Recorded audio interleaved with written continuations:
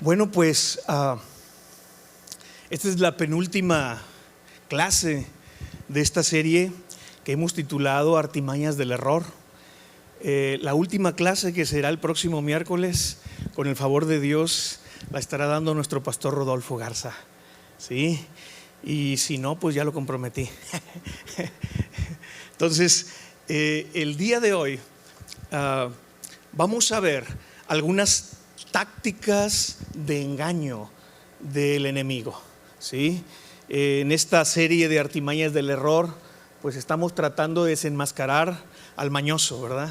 Que es Satanás, que es este diablo.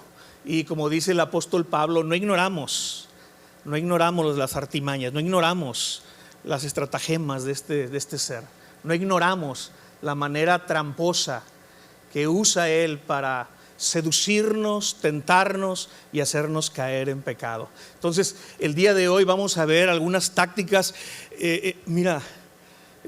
Yo he estado aprendiendo tanto al estar haciendo este estudio, pero hay tantas maneras como Satanás, hay tantas artimañas que él utiliza que falta tiempo para estar explicando cada una de ellas. Pero a ver si el tiempo me da para poder explicar estas 5 tácticas de engaño del enemigo. Vamos a empezar con la primera artimaña, a ver si me la ponen ahí en pantalla. Y es que Satanás, si algo quiere hacer, es que el pecado se vuelva muy atractivo. Esa es una forma de engañar. Esa es una artimaña que utiliza Satanás para que tú y yo podamos ser seducidos y poder llevarnos a caer en el error, en el pecado.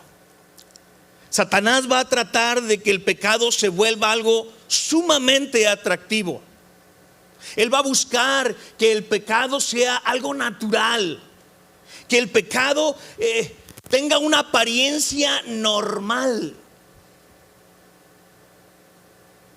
para que tú y yo podamos morder el anzuelo. Mira, el pecado casi siempre se disfraza de buena apariencia.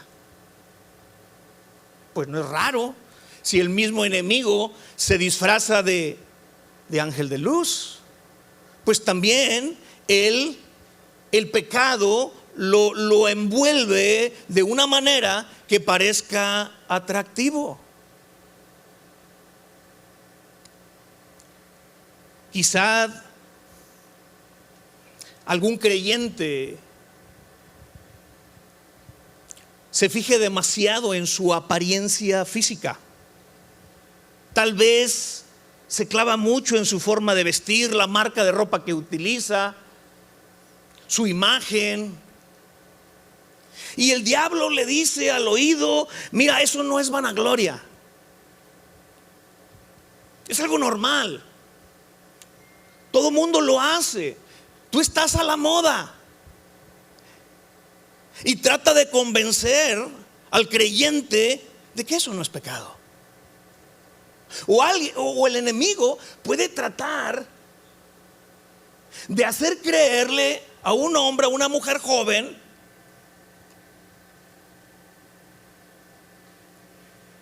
meterle la idea de que atractiva, de que es bueno irse a vivir con el novio o con la novia. Inclusive hacerle creer que es una decisión hasta sabia irte a vivir con tu novio, con tu novia, sin estar casados, obviamente. Y el raciocinio, la forma de hacerte creer esto es que mira, es para que la conozcas mejor, para que se conozcan bien y vean qué tan compatibles son. Y si son compatibles, bueno, después te puedes casar si quieres. Ay, Señor, ¿has escuchado esos argumentos? ¿Los has oído en nuestra sociedad? Los chavos de hoy pensando de esta manera. ¿Sí? Wow. Es que el diablo trata de hacer atractivo el pecado, de hacerlo normal. Hoy, a través de toda la influencia de redes sociales, de internet, de programas, de series,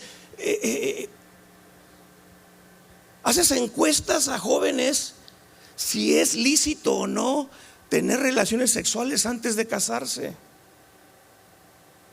¿Y qué es lo que dicen las encuestas? La mayoría de los chavos dicen: está bien. ¿Y sabes cuál es la cereza de esto? Es que mientras hay amor, ¿por qué no? O el otro razonamiento: pues ya están comprometidos y se van a casar, hombre, como quiera. Y todo ese tipo de cosas es una artimaña del enemigo para que el creyente peque y caiga en error. Tal vez alguna persona tiene la tentación de tomar, y entonces el diablo le dirá: mira, no es pecado, hombre, emborracharse.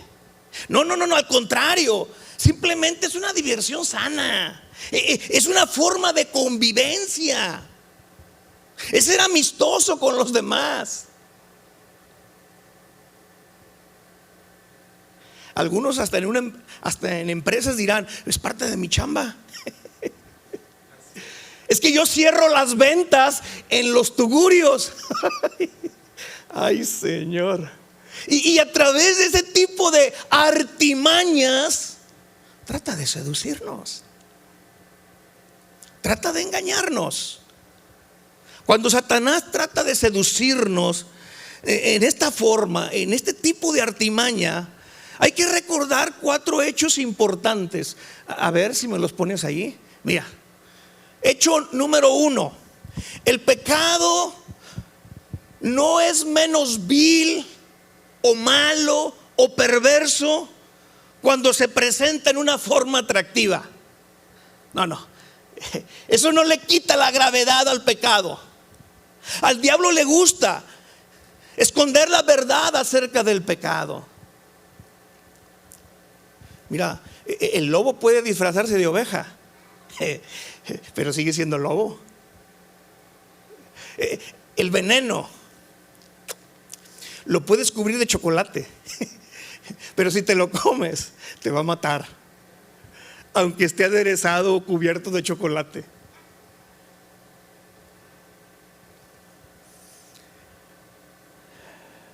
La apariencia del pecado no le quita su naturaleza maligna al pecado. Otro hecho: obviamente, entre más atractivo se vea el pecado, pues más peligroso resulta. La seducción es mayor. Normalmente el veneno más peligroso se encuentra en las flores más bonitas. Yo no sé si tú has googleado, pero si no, hazlo. Busca venenos más grandes que hay en el mundo, o plantas más venenosas, y te vas a encontrar con flores preciosas, pero que son altamente venenosas, muy venenosas. A menudo la ropa más costosa es usada para cubrir los cuerpos más indignos, y a veces los cuerpos más perfectos cubren las almas más viles. Y mis amados, hay que tener cuidado. Aguas con los gimnasios, sobre todo cuando son mixtos. Ahí empezaron los codazos, ya los vi. Aguas, porque los cuerpos más formidables normalmente envuelven las almas más viles, y podemos ser seducidos a través de ello, porque este es un peligro de esta artimaña del diablo. Le decía Pablo a Timoteo en su segunda carta, le decía que en los últimos tiempos habrá hombres, y describe hombres terribles, describe todas sus características, pero al final dice: tendrán apariencia de piedad, pero la negarán completamente. El tercer hecho es que hay que ver el pecado como realmente lo veremos en el día del juicio. Ese día del juicio todos verán la verdadera cara del pecado. ¿Por qué? Porque en ese tiempo, cuando todas las naciones estén frente al gran juez justo del universo, el pecado será desenmascarado y lo veremos como realmente es, en toda su fealdad. Aquello que nos parecía atractivo, hermoso, codiciable, ese día del juicio será algo grotesco y repugnante, aún peor que el mismo infierno. Porque ese es el verdadero rostro, la verdadera apariencia del pecado. Cuando tú lees la Biblia, te das cuenta que cuando describe el pecado, lo describe como lepra. Y tú ves la lepra, sobre todo avanzada, en una persona que tiene esta infección, este padecimiento, y es horrible. Le llama también la Biblia al pecado llaga podrida. Imagínate una llaga podrida, a lo que huele. Le llama vómito de perro. Ay, Señor, santo Dios. Son nombres que la Biblia le da al pecado. Suciedad, estiércol. Eso es el pecado. Y al hombre que practica el pecado también tiene sus nombres. Le llama puerco que se revuelca en el cieno. Animales irracionales, como los toros, los perros. Les llama estrellas errantes, árboles desarraigados, fuentes sin agua, nubes movidas por el viento. Bueno, hay una serie de connotaciones para esto. Es necesario ver el pecado en su verdadera naturaleza. Mira, la conciencia puede estar dormida por un tiempo, pero el día del juicio la conciencia de todos va a despertar y vamos a ver el pecado como realmente es, lo dañino y lo amargo que es el pecado. Entonces debemos de aprender tú y yo a mirar el pecado como realmente es, contemplarlo de esa manera y no dejarnos engañar por las mentiras del enemigo, de tratarlo de embellecer. Y el cuarto hecho es que aún los pecados que parecen más atractivos, más bonitos, aún esos llevaron a Cristo a la cruz del Calvario. Cristo murió por ello. Escúchame, solo podemos ver tú y yo el valor del pecado a la luz de la cruz. ¿Sí? ¿Cierto? Debemos ver a Cristo en su pasión y sufrimiento, porque eso es lo que el pecado produjo: sufrimiento en él, dolor, sudor como gotas de sangre, angustia, soledad, traición. Una cabeza que antes llevaba una corona de gloria, ahora una corona de espinas. El Señor de la vida muerto. Aquellas manos que antes tomaban un cetro de rey, ahora son clavadas con clavos en una cruz. Y todo esto nos habla de lo terrible que es el pecado.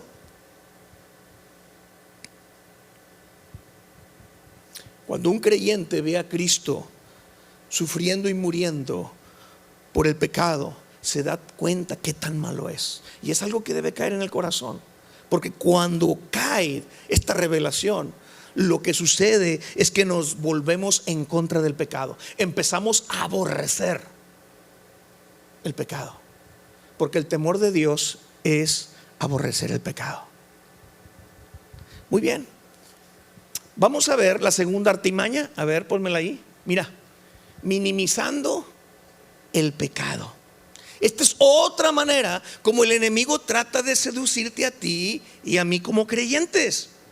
Él trata de decirnos: mira, ay hombre, no seas exagerado, tus pecados son pecaditos, peccata minuta.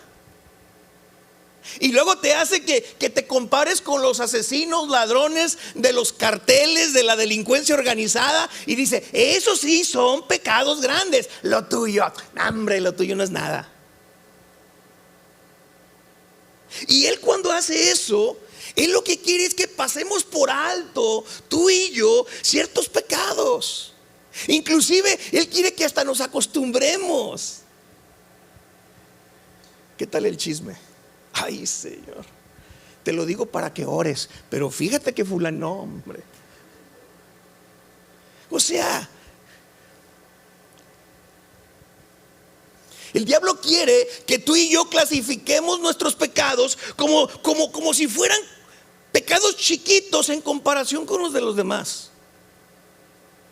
Porque entonces de esa manera no te vas a preocupar por ellos. Es más, ni les vas a poner atención, sino vas a dejar que ese tipo de pecados sigan existiendo en tu vida. Porque como no son tan graves, como no son tan dañinos, como son cosas chiquitas, pues ahí déjalos. ¿Para qué te mortificas? No adulteres, no robes, no mates, eso sí no lo hagas. Oye, pero si hablo a espaldas, si critico, si robo un lápiz, o sea, cosas que dices tú, o se echa una mentira blanca, piadosa. Ahí no hacemos escándalo. Y eso es lo que el diablo quiere precisamente. Ahora, vamos a ver el remedio para este artimaña. A ver la siguiente diapositiva. Ahí está. Esta es nuestra defensa. Entender y darnos cuenta que, número uno, todo pecado, por más pequeño que sea, produce la ira de Dios. Claro, detona la ira de Dios. Aún el pecado más pequeño es transgresión contra la ley santa de Dios. El pecado más pequeño, caray, el pecado, o sea, la muerte y todo lo que trajo a este mundo fue por consecuencia de un solo pecado, una desobediencia. Y con ese único pecado bastó para que la muerte entrara y produjera todo el estrago que hoy vemos. Un solo pecado arruinó la raza humana. Un solo pecado de un solo hombre, de un matrimonio.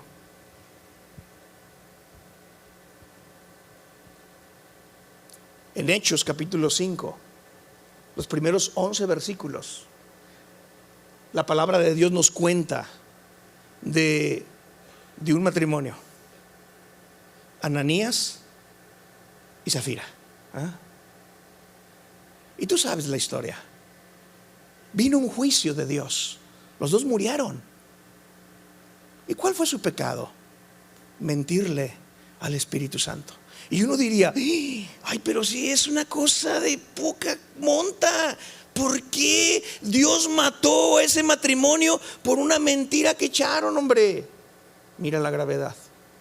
Claro, esto dejó un precedente para que a la iglesia del primer siglo entrara un temor de Dios. Que vieran que con Dios no podemos estar jugando y que el tema del pecado es algo muy grave. Y esta es una artimaña del enemigo, que tú y yo minimicemos. Ahora, los pecados pequeños inevitablemente nos van a conducir a pecados mayores.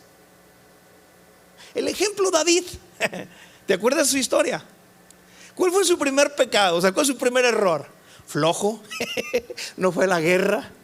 Dice que en tiempo de la guerra, pues todos sus ejércitos salieron a la guerra, pero él se quedó en el palacio. Se levantó tarde, andaba paseando por la terraza y de repente vio a una mujer desnuda. Y eso le atravesó el corazón. Ese pecado lo atravesó. Segundos. Y así es el tema de la pornografía, ¿no? Bastan segundos. Y después, ¿qué pasó? Eso lo llevó a codiciar lo que había visto. Y después a adulterar con esa mujer casada. Y después a matar a su marido para taparle ahí el ojo al macho, ¿verdad? Y tú te das cuenta que todo empezó con un pequeño pecado que llevó al rey David a cometer un crimen. Los pecados pequeños inevitablemente nos van a llevar a eso. Los que comienzan con pequeños pecados no pueden detenerse. Y normalmente se termina en grandes pecados. Por otro lado, es triste alejarnos de Dios, aún por pecados pequeños. Porque Isaías 59 me dice que lo que me separa de Dios es el pecado. Y este pecado no dice ahí la Biblia que tenga que ser un pecado grande para separarme de Dios. Puede ser un pecado pequeño o considerado pequeño. Los pecados pequeños deberían de ser los más fáciles de evitar. ¿Y qué sucede cuando uno es tentado con una cosa pequeña y cede? Lo único que demuestra es que nos gozamos más con un pequeño pecado que gozarnos con Cristo.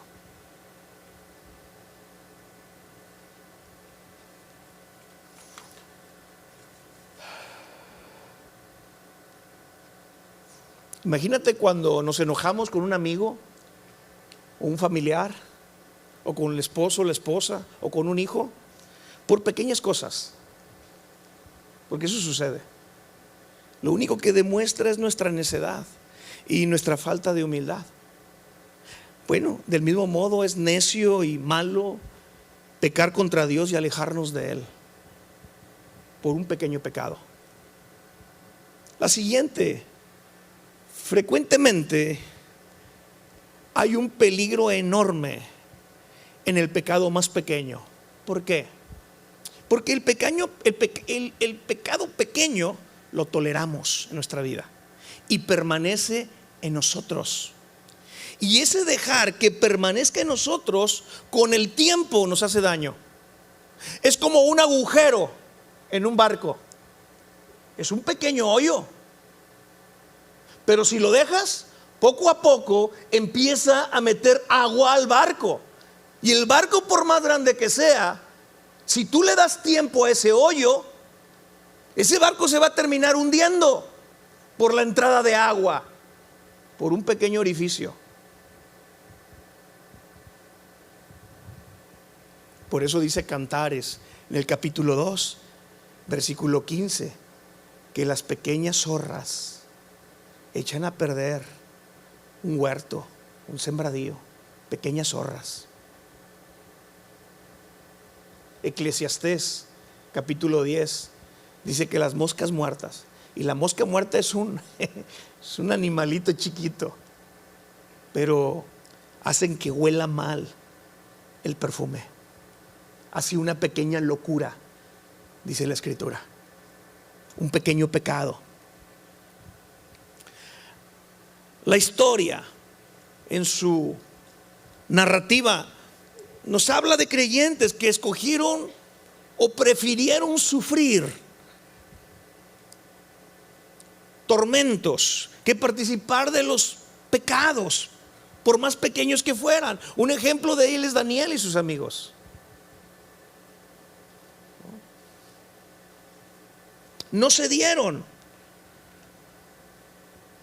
ante las propuestas del rey. De igual manera, muchos creyentes han sufrido por repudiar la idolatría, la mundanalidad, los errores doctrinales, etc. Y finalmente, Cuando Dios evidencia el pecado, por más pequeño que sea, no vamos a poder mantenernos de pie por la culpa. Los egipcios consideraban a la plaga de las moscas como dedo de Dios. Y aunque eran criaturas pequeñas, se volvieron poderosas cuando fueron usadas por Dios para juicio. Cuando Dios nos muestra el gran poder que tiene un pequeño pecado, ya no podemos pensar ligeramente acerca de ese pecado, ¿no? Como el diablo quiere que nosotros hagamos. Vamos a la tercera artimaña. Pónmela ahí en pantalla. No preocuparse por el pecado, porque Dios es misericordioso. Dios es amor.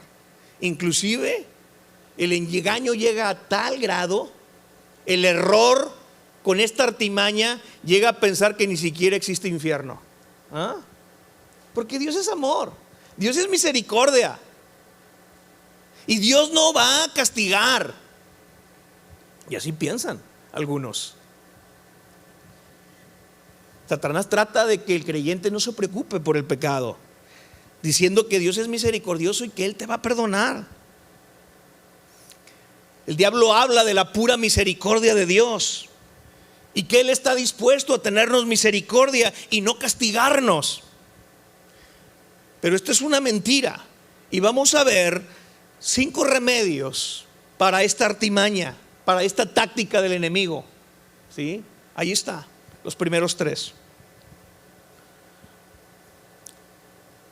Cuando una persona no se preocupa por sus pecados, lo más seguro es que Dios ya lo soltó, lo dejó por su cuenta.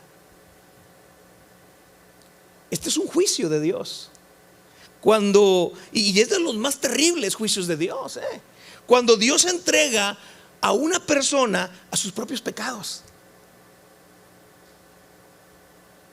En el Salmo 81, versículo 12, la escritura dice: los dejé, hablando de Israel, dice: los dejé por tanto a la dureza de su corazón. Fíjate lo que está diciendo Dios: los dejé a la dureza, caminaron en sus propios consejos. En Oseas capítulo 4 versículo 17 también dice ahí la escritura: Efraín es dado a los ídolos. Y termina diciendo: déjalo. No hay peor cosa que Dios nos suelte, porque entonces no tenemos límite, no tenemos rienda, no tenemos freno y vamos a un desenfreno. Cuando Dios abandona a un pueblo, entonces ya no se preocupan por los pecados. Número 2, Dios es tan misericordioso como justo. Su misericordia no anula su justicia. Satanás oculta esta verdad, nos dice una verdad a medias. Dios es misericordioso, pero también es santo. Dios es amor, pero también es juez.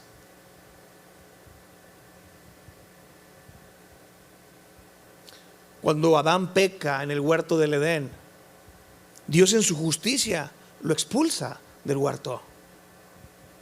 Cuando el mundo en la época de Noé se corrompió, Dios mandó el juicio del diluvio.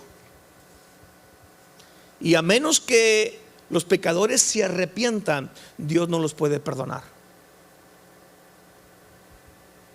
Ahora, los pecados contra la misericordia de Dios acarrean los mayores juicios, porque normalmente Dios es un Dios paciente y en su tiene un atributo que es la longanimidad.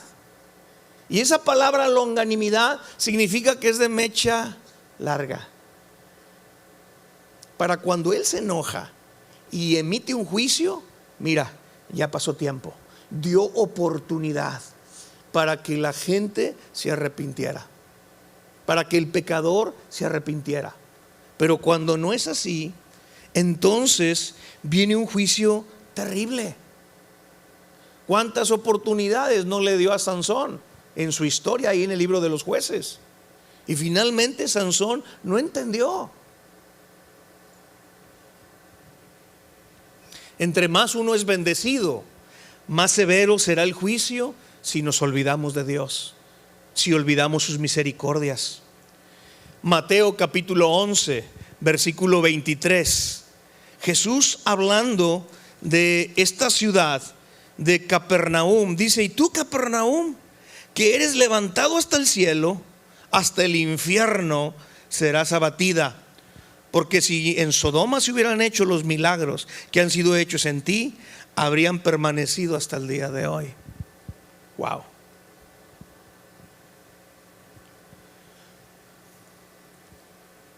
La siguiente es que los creyentes no deben de pensar que debido a que disfrutan de algunas bendiciones de Dios, todo está bien.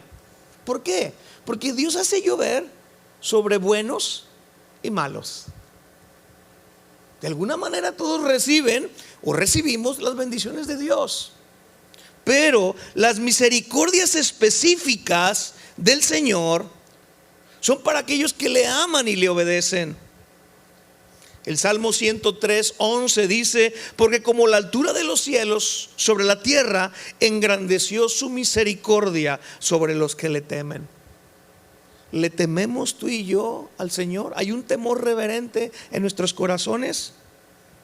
Si es así, entonces tú y yo no desearemos pecar contra sus misericordias. Y finalmente, la misericordia de Dios es un motivo muy fuerte para no pecar.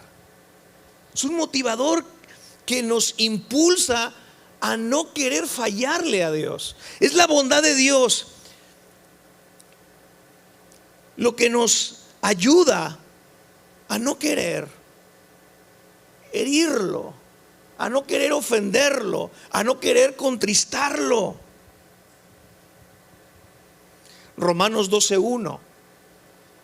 El apóstol Pablo escribe y les dice, les hace una petición, y la petición que hace es: entréguense completamente a Dios en sacrificio vivo, les dice. Pero apela a las misericordias de Dios. Les dice: por las misericordias de Dios. Como diciéndole al cristiano: mira, Dios ha sido tan misericordioso. Acuérdate de dónde te sacó. Acuérdate de quién eras tú. Acuérdate de dónde estabas atorado.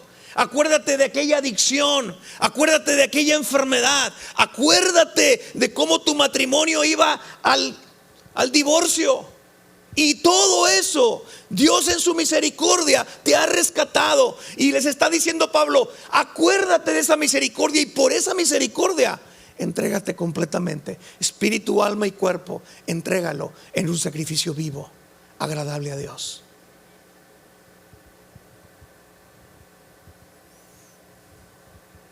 Muy bien, vamos a ver la siguiente artimaña.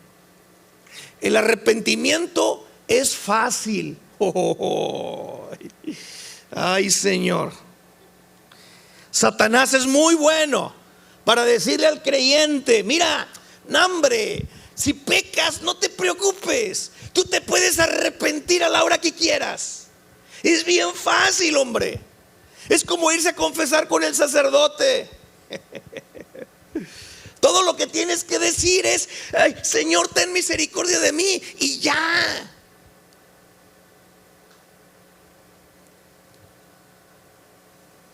Le susurra al oído al creyente de que el arrepentimiento es algo fácil.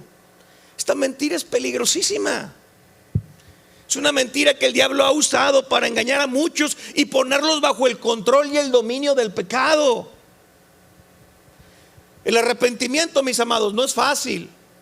Va más allá de las fuerzas humanas. Para arrepentirse, uno necesita el mismo poder que levantó a Cristo de los muertos. Escúchame.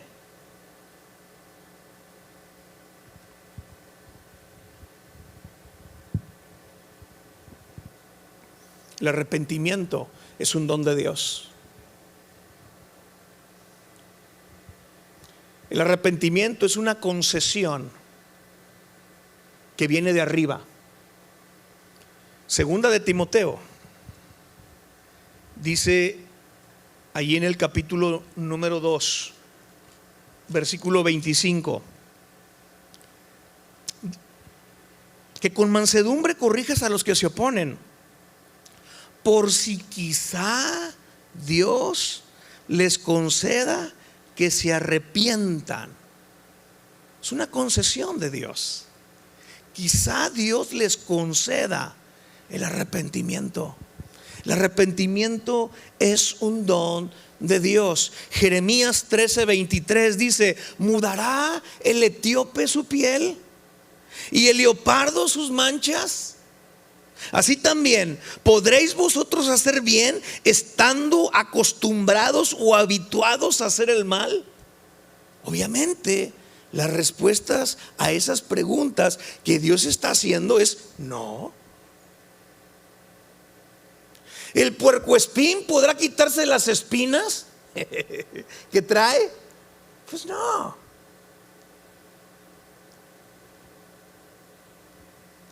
Las personas no pueden cambiarse a sí mismas. Eso solamente lo puede hacer Dios. El hecho de decir nada más: ay Señor, ten misericordia de mí, sin haber un verdadero cambio en la vida, es engañarse a sí mismos. Porque entonces no entienden lo que es arrepentimiento. Mira, el arrepentimiento tiene 3 componentes. Vamos a ver la naturaleza del arrepentimiento. Aquí está: un elemento intelectual, un elemento emocional y un elemento volitivo. Tiene esos 3 componentes. Pero no podemos quedarnos nada más en uno de ellos, o en los primeros 2. Tenemos que llegar hasta el último para que sea genuino el arrepentimiento. Porque hay muchos que se arrepienten solamente intelectualmente. ¿En qué sentido? Entienden que lo que están haciendo está mal. Pero hay gente que entiende y sabe que lo que está haciendo está mal, y sin embargo lo sigue haciendo. Tienen el conocimiento, saben que está mal lo que están haciendo, sin embargo lo siguen efectuando. No hay arrepentimiento. Sí, hay que reconocer la culpa por el pecado. Romanos 3, el apóstol Pablo, escribiéndole a la iglesia de Roma, les dice allí en este versículo: ya que por las obras de la ley ningún ser humano será justificado delante de él, porque por medio de la ley es el conocimiento del pecado. Para eso sirve la ley, para que yo entienda lo que es el pecado. Es comprender que estoy mal delante de Dios, que soy culpable, lo entiendo. Pero no se puede quedar en eso, porque entonces nada más voy a tener miedo a las consecuencias y nada más. Ahora, sigue el componente emocional. Definitivamente, cuando hay un verdadero arrepentimiento, hay dolor, hay lágrimas, hay una contrición por haberle fallado a Dios. Definitivamente. Pero no te puede, pero entiéndeme, no puede quedarse en un susto nada más. Porque hay gente que llora y que le duele cuando son sorprendidos en pecado. El hombre cuando lo encuentran con otra mujer, claro que le duele, claro que se asusta, claro que hasta puede llorar, pero no por el pecado o por haberle fallado a Dios, sino por las consecuencias, que sabe lo que va a pasar. Entonces no puede quedarse nada más en una emoción, el arrepentimiento, sino el arrepentimiento es una acción. Debe de mover nuestra voluntad, y esa voluntad nos debe llevar a 2 cosas. Número 1, alejarnos del pecado, darle la espalda completamente. Y número 2, encaminarnos hacia Dios, acercarnos cada día más a Dios. Eso es arrepentimiento. Te voy a poner el ejemplo con un tren de pasajeros para entender estas 3 cosas. Imagínate que tú agarras un tren de pasajeros, ¿sí?, en una terminal. Y de repente, ya estando en el tren, te das cuenta que tomaste el tren equivocado. Eso es el componente intelectual. ¡Ay, qué bruto! Me equivoqué de tren. No era este. Va en otra dirección. Ya entendí. Voy en el tren equivocado. Voy por un camino que está mal. Voy a un destino que no quiero llegar. Ya entendí. Eso es lo que produce la palabra de Dios. Eso es lo que produce el evangelio. Cuando se predica, hace que la gente entienda que van a un lugar, a un destino que no quieren llegar. Y luego, estando ya en ese tren, al darme cuenta que me equivoqué, pues viene un componente emocional donde a lo mejor me asusto. Dice, chihuahua, voy a llegar tarde al trabajo, o voy a llegar tarde donde iba. O puede ser que la emoción que sientas es enojo por haberme equivocado. Va a haber algo emocional en mí, definitivamente. Pero escúchame, de nada sirve que yo me dé cuenta que voy en el tren equivocado. De nada sirve que yo me moleste, me enoje o me asuste si no me bajo en la siguiente estación para agarrar el tren correcto. De nada sirve. ¿Estás entendiendo lo que es la naturaleza del arrepentimiento? Es un cambio en la manera de pensar. Es un cambio en la manera de ver las cosas.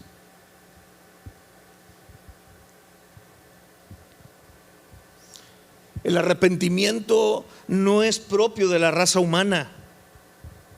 Se necesita tanto del poder de Dios para arrepentirse como para no pecar.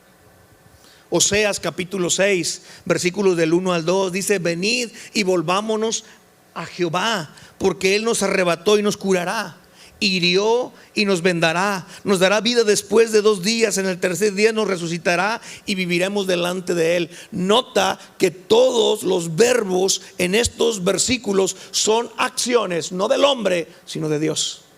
Es Dios haciendo la obra.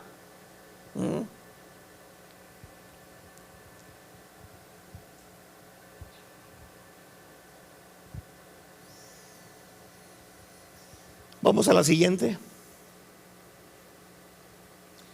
La contraparte. El arrepentimiento es imposible. Porque el diablo es muy astuto. ¿Sí? Es común que Satanás le dice a uno que el arrepentimiento es fácil, y ya que cometes el pecado, te la voltea. Te cambia el mensaje y te dice: el arrepentimiento es imposible. Ya que pecaste, ya que la regaste, ya que metiste la pata. Una vez que la persona se ha acostumbrado al pecado, el diablo dirá que el arrepentimiento es la cosa más difícil que uno puede hacer. Ya cuando uno está habituado al pecado, el diablo nos va a decir que darle la espalda va a ser imposible. Dirá que no puedes arrepentirte porque has abusado de la misericordia de Dios. Inclusive hay gente que se siente condenada porque sienten que han cometido el pecado imperdonable.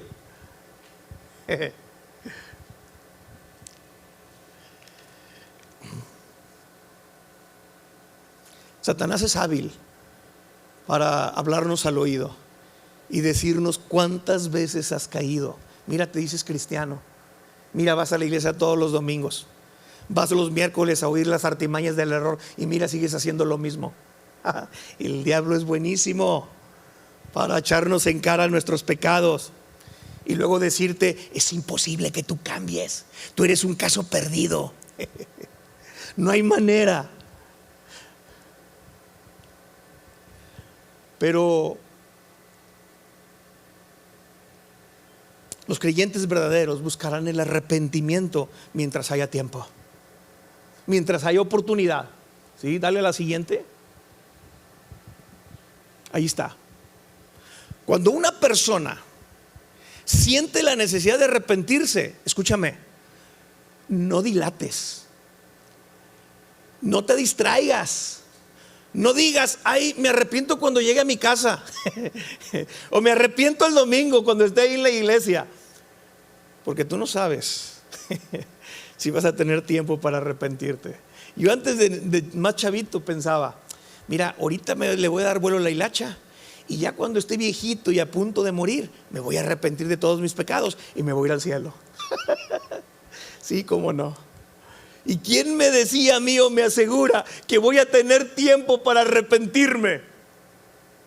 ¿Y qué si me da un infarto de esos fulminantes que en un segundo ya estás en la eternidad? Tú no sabes.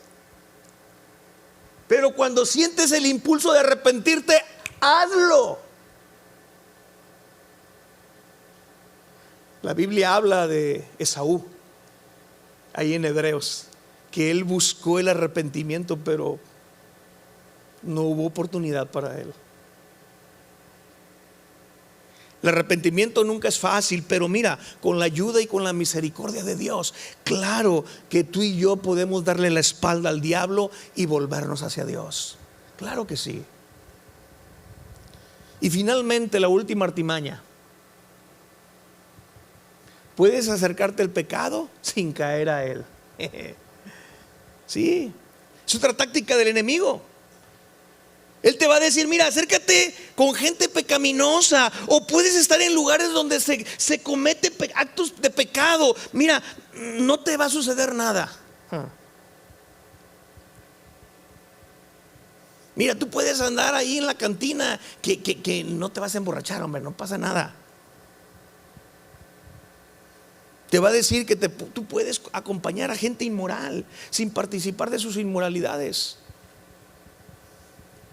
El diablo es muy bueno para decir, mira, tú puedes mirar a Jezabel mientras no caigas en la cama con ella. Tú puedes tocar el lingote de oro de Acán mientras no lo robes. En otras palabras, lo que Satanás nos está diciendo es que podemos acercarnos al pecado sin ser afectados por ello. No, es todo lo contrario. Si tú te acercas al fuego, te vas a quemar. La Biblia advierte a los creyentes respecto a lugares y personas que nos animan a pecar. Mira, ahí está. Son versículos de advertencia. Abstente de toda clase de mal. No andes por el camino de malos. No nos acerquemos al fuego. Y cuando habla de Proverbios 6, habla del adúltero que se mete con la mujer ajena. Nos habla de huir de la inmoralidad. Nos habla de apartarnos de lo inmundo, ni siquiera tocarlo, dice ahí 2 de Corintios 6. ¿Por qué? Porque tú y yo somos apartados, santos. Y la palabra santo significa apartados de un mundo que está contaminado, y que si tú participas de sus acciones, tú te vas a contaminar. La Biblia nos habla de gente que fueron victoriosos. ¿Por qué? ¿Por qué fueron victoriosos contra el pecado? Porque ellos huyeron del pecado. No dieron oportunidad al pecado. Mira, el diablo considera como una media victoria, como un medio logro, como una media conquista, cuando el creyente no se aparta de aquello que lo puede conducir al pecado. Porque el diablo sabe que en cualquier momento, si ese creyente sigue allí, tarde que temprano va a caer. Si ese creyente sigue mirando esos programas que él dice que no le afectan y que no le pasa nada, tarde que temprano el diablo sabe que va a caer. Porque se está acercando al tentadero. Vamos a ver finalmente, dale, la última, creo es, ya, sí. Personajes bíblicos que se apartaron del pecado y por eso tuvieron éxito. José con la esposa de Potifar, la Potífara, ¿verdad? La mujer lo asediaba todos los días para que se acostara con ella. Pero dice allí Génesis 39:10 que ni siquiera la oía José. Él se alejaba, él se apartaba de ella.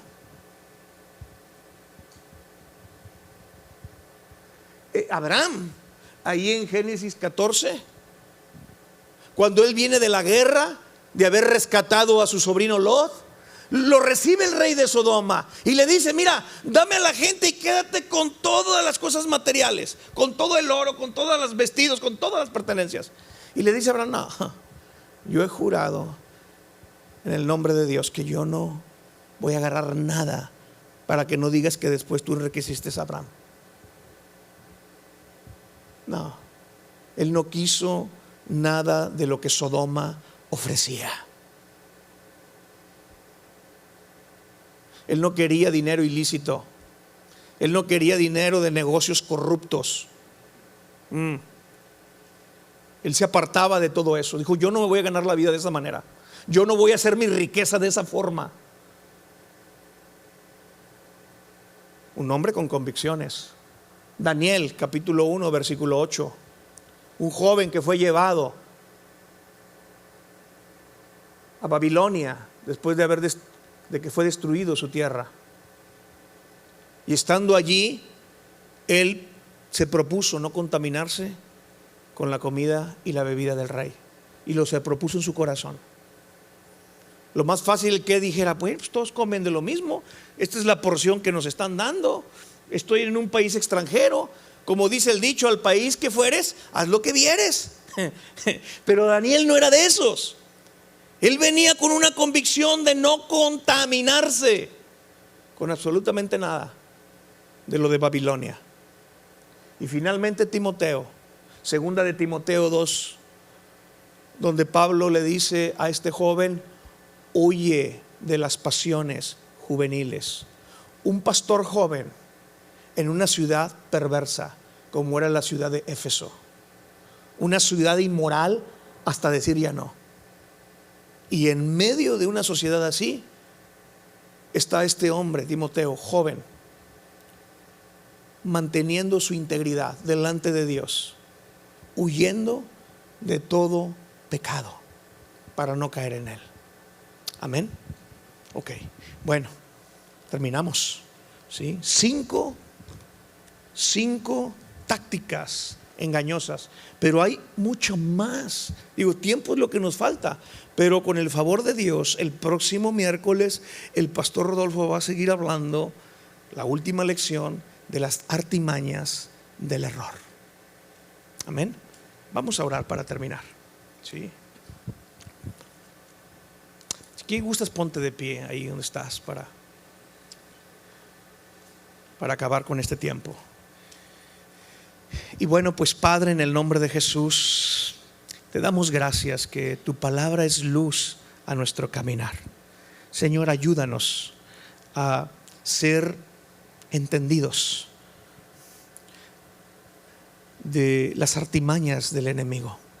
Ayúdanos, Señor, a estar vestidos de toda la armadura espiritual, toda esa armadura que el apóstol Pablo menciona en Efesios 6. Señor, estar completamente equipados para poder resistir las artimañas, las acechanzas del diablo en nuestra vida.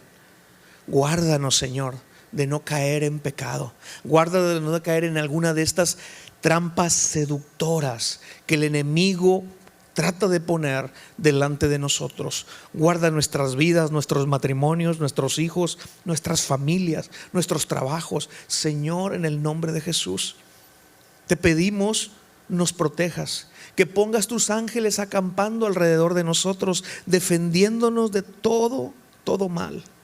Señor, y si hemos pecado, te pedimos perdón. Perdónanos, Señor, si hemos sido víctimas de caer en alguna de estas artimañas del enemigo. Perdónanos, Padre. Perdónanos, Señor. Ayúdanos, Señor, a escapar rápidamente de estas trampas del enemigo. Líbranos, Señor, de caer en estas trampas de muerte.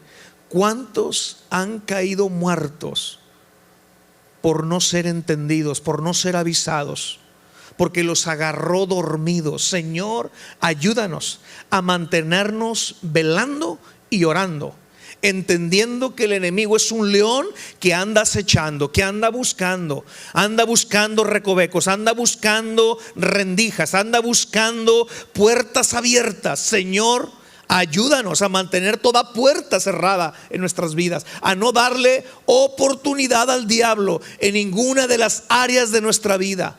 Señor, blíndanos contra este enemigo. Oramos pidiéndote todo esto en el nombre de nuestro Señor Jesucristo. Amén. Amén y amén.